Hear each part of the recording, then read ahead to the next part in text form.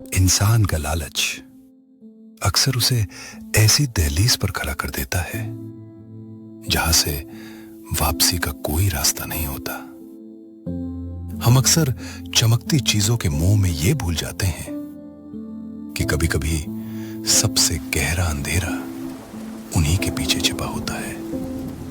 यह कहानी 4 दोस्तों की है, हर्षित, राहुल, राज और राहुल की पत्नी काजल। रात के 10:30 बज रहे थे। शहर की चकाचौंध से कोसों दूर एक पुरानी एसयूवी चंडीगढ़ के बाहरी इलाकों के घने जंगलों के बीच से गुजर रही थी। अचानक एक झटके के साथ गाड़ी का इंजन बंद हो गया। सन्नाटा इतना गहरा था कि चारों की सांसों की आवाज भी साफ सुनाई दे रही थी। राहुल ने बोनट खोला, पर इंजन पूरी तरह ठंडा पड़ चुका था। कोई नेटवर्क नहीं, कोई मदद नहीं।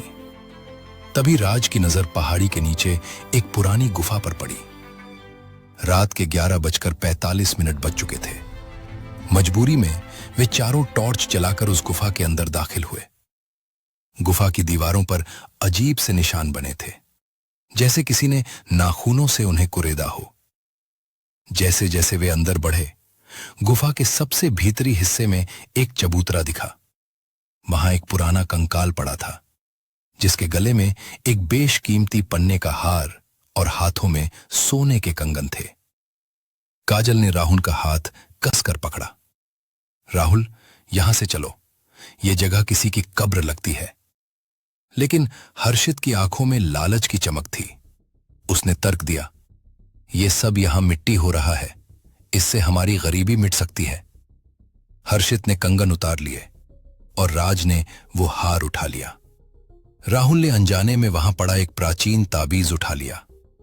अगले दिन सुबह के 3 बजे वे लोग किसी तरह शहर वापस पहुंचे। सबको लगा कि मुसीबत टल गई है, पर असली खेल तो अब शुरू होना था। 2 दिन बाद रात के ठीक 12 बजे हर्षित अपने फ्लैट में सो रहा था। अचानक उसके कानों में कंगन के खनकने की आवाज आई। उसने आंखें खोली तो देखा कि उसके कमरे का दरवाजा अपने आप खुल रहा है।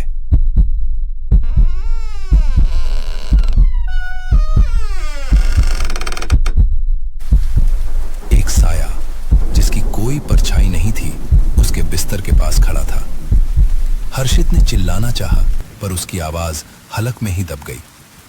वो साया कोई और नहीं, उस गुफा की रक्षक थी। अगले दिन हर्षित की लाश मिली। उसके हाथ वैसे ही मुड़े हुए थे जैसे उस कंकाल के थे, और कंगन गायब थे। अब अगली बारी राज की थी। राज डर के मारे राहुल के घर पहुंचा। वहां राहुल तो नहीं था, पर काजल अकेले बैठी थी। राज ने हाँफते हुए बताया, हर्षित मर गया काजल, वो चीज वापस आ रही है।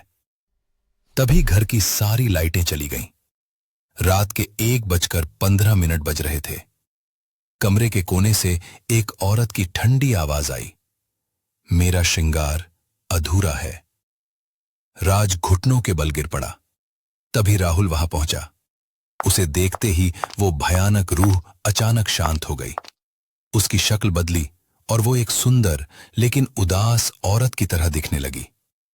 उसने राहुल की आंखों में देखते हुए कहा, स्वामी, आपने वादा किया था कि आप मुझे इस अंधेरे से आजाद करेंगे, क्या आप भूल गए? राहुल को अचानक धुंधली यादें आने लगी। वो ताबीज जो राहुल ने उठाया था, वो असल में उस औरत की रूह को कैद करने वाली चाबी थी।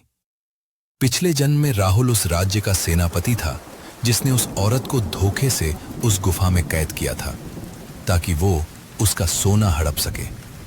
वो औरत कोई चुड़ैल नहीं, बल्कि एक श्रापित रानी थी, जो सदियों से राहुल का इंतजार कर रही थी, ताकि वो अपना बदला पूरा कर सके या अपनी मुक्ति पा सके।